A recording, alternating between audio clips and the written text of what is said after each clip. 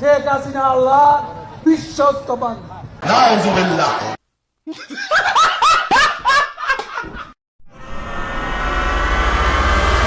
আমরা ডিসেম্বরে আসছি। আহো বাতিজা আহো, দেখছো তোমার লে কত বড় ফুকনিটা রাইখা দিচ্ছে, আর এইটা তোমার পাতাটা ঢুকাই দেবে।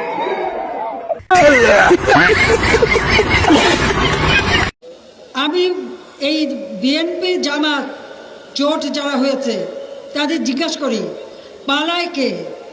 আওয়ামী লীগ কখনো পালায় না, পিছু হটে না। আমি স্পষ্ট বলতে চাই, আওয়ামী লীগ পালায় না।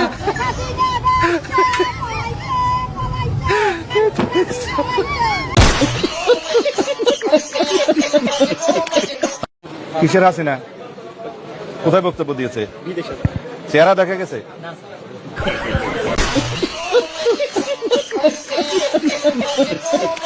বিএনপির পতন হয়েছিল 2006 সালে, তারা পালাই নেই। তাদের সেই দলের ক্ষমতা নিতে 19 বছর সময় লাগে, আর সব পালাই যায়, কোনো অস্তিত্ব নাই, আর সেই ক্ষমতায় নিয়ে নেবেই হয়, এত সহজ। যেই নেত্রী নিজের ভাগ্য উন্নয়নের জন্য 3 ঘন্টা ঘুমায়, 3 ঘন্টা ঘুমায়, সারা রাত জেগে থাকে, তার জন্য নিজের ভাগ্য উন্নয়নের জন্য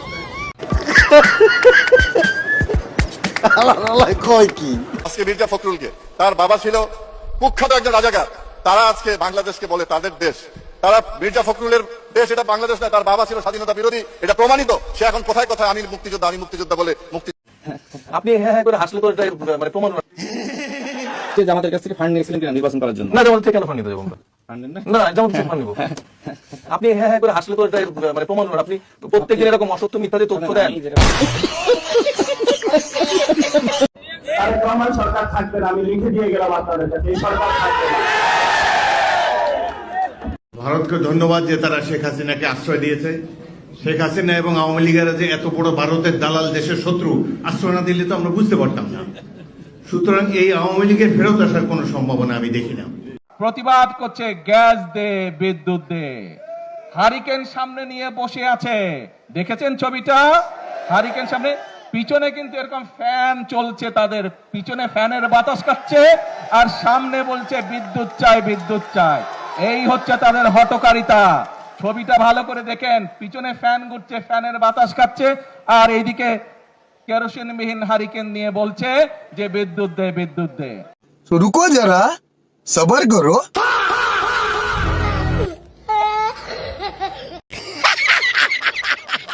বঙ্গবন্ধু শেখ মুজিবুর রহমান, যিনি আল্লাহর ওলিদের বংশধর, কি এটা আপনারা জানেন তো সবাই? জানি না। তিনি ইরাক থেকে, ইরাকের সেই নবীর বংশধরের, ওলিদের বংশধরের মানুষ হলো বঙ্গবন্ধু শেখ মুজিবুর রহমান। তোর কপালে জুতার বাড়ি হারামি।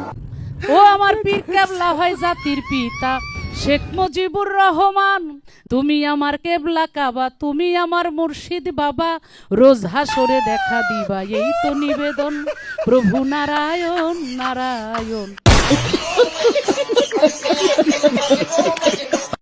মনে রাখবেন আল্লাহ বাংলাদেশকে 2টা সম্পদ উপহার দিয়েছে। বলেন কি? একটা হচ্ছে বঙ্গবন্ধু, তাকে আল্লাহ পাক সৃষ্টি করেছেন স্বাধীনতা। আর একটা সম্পদ এই দেশের মানুষের মুক্তির জন্য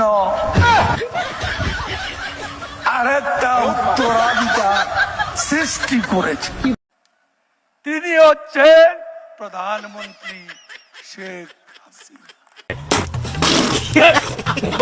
সালাউদ্দিন আহমেদ, ওনার একটা বক্তব্য আপনাকে স্মরণ করাই। উনি বলেছিল না, সেই সময় আমরা সবকিছুতে রাজি হয়েছি, না হলে তো নির্বাচনটা নাও হতে পারত। মানে একেবারে এইভাবে যে নিজের মিথ্যাচারকে সংসদে দাঁড়িয়ে স্বীকার করা যায় যে না, ওই সময় আমি ধোকাবাজি করেছি বা ওই সময় আমি মিথ্যা বলেছি, কারণ আমার সামনে নির্বাচন যে কোনো মূল্যে হতে পারত। তো এইটা যেই দল সংসদে দাঁড়িয়ে বলে, সেই দল আসলে আদৌ কোনো পরিবর্তন চেয়েছিল কিনা বা এখন তো আমি আমাকে প্রশ্ন করবো যে আমি আসলে কোন দলের জন্য গত 17টা বছর এত কষ্ট করলাম, এই প্রশ্নটা আমি আমাকে করতে পারি, তাই না? কারণ আমি তো আসলে এই পরিবর্তনগুলো চেয়েছিলাম, আমি বিশ্বাস করেছিলাম যে পরিবর্তনগুলো করবে। ধরেন দ্বিকক্ষ বিশিষ্ট সংসদ, এটা নিয়ে কোনো আলাপ আছে? এটা কিন্তু 31 দফাতেও ছিল। অ্যাবসলিউটলি। আমি না গত কয়েকদিন ধরে রাশেদ খানের বিভিন্ন কমেন্ট বিভিন্ন পত্রপত্রিকায় দেখছি বিভিন্ন বিষয়ে। আমার ওনার কমেন্টগুলো দেখে আমার মনে পড়ে গেল একবার যে এই আওয়ামী লীগ যখন ক্ষমতায় ছিল তখন আওয়ামী লীগের একজন তথ্যমন্ত্রী ছিল হাসানুল হক ইনু। এই ভদ্রলোক মানে তখন তথ্যমন্ত্রী হওয়ার পরে উনি কোনো জায়গায় বক্তৃতা দিতে দাঁড়াই প্রথমেই তার একটাই কাজ ছিল যে জিয়াউর রহমান, তারপরে খালেদা জিয়া, তারেক রহমান, এই তিনজনের অবধারিতভাবে সমালোচনা করা এবং যা তা বলা। মানে আওয়ামী লীগ যে কাজটা নিজেরা করতো না, করতে হয়তো লজ্জা পাইতো, দ্বিধা পাইতো, করতে যায় না, সেই কাজটা তারা এই হাসানুল হক ইনুকে দিয়ে করাইতো। উনি মানে বক্তৃতা দাঁড়াই সেই কাজটা করতো। তো এখন আমার কাছে মনে হচ্ছে যে রাশেদ খান উনি কি বিএনপির ইনু কিনা, কারণ উনি ইদানিং নতুন ভাবে বিএনপিতে জয়েন করছেন, জয়েন করে নির্বাচনে 3rd হয়েছেন, 2nd হইতে পারেন নাই।